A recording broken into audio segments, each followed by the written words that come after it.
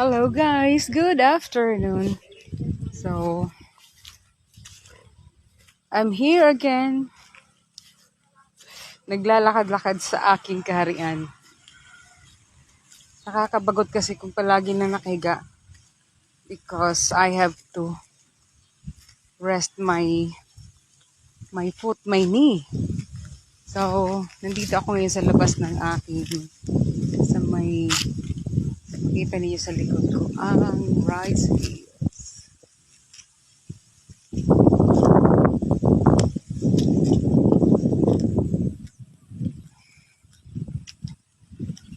So itong aking mundong ginagalawan dito, sagana sa mga magagandang tanawin, mga natural calamity o nature. So nandyan ang mga palayan na hindi naman sa akin, ang ekta-ektaryang palayan na hindi ko naman pagmamay-ari.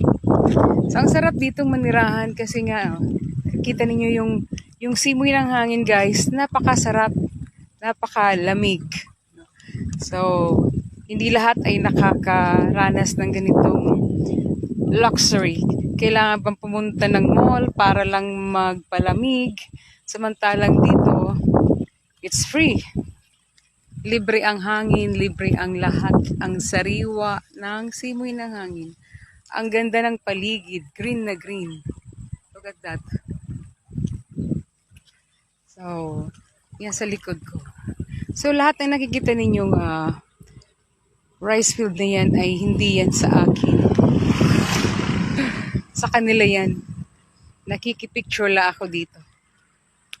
So, ito lang muna ang aking, guys. Para lang may post. Wala na kasi akong So, I'm not in the mood of creating content kasi nga masakit pa ang tuhod ko gawa ng 1 week na ngayon pero it's still maga.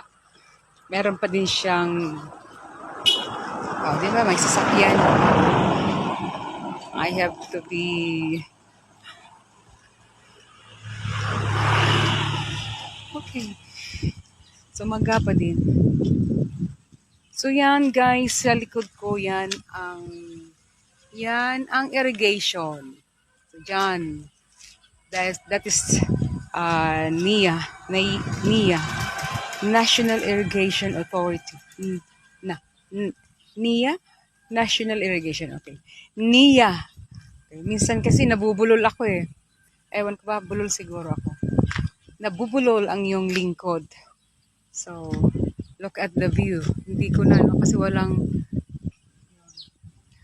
So, minsan, yung nasa likod ko, guys, minsan nakikita dyan yung Mount Mayon. Lalo kung gabi at saka kita ngayon, kaya lang hindi nyo makita. So, pagkagabi at may eruption na, kikita yung vulkan talaga na bumubuga ng apoy. Pero malayo kami sa vulkan. Kasi Kamsur ito, yung vulkan ay nasa Albay. Okay.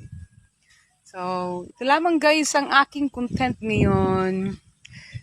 Pa-chill-chill lang po. Kasi nga ang aking dashboard ay pulang-pula na at binigyan na ako ng notice. May notification na si Lolo Meta na ang aking reach ay bumaba na. Sa kailangan ay pataasin ko na. So, siguro kailangan ko nang bumalik na naman na mag-live. Kasi for how many days? It's almost a month na hindi na ako nag-live. Kasi nga nakakapagod minsan eh.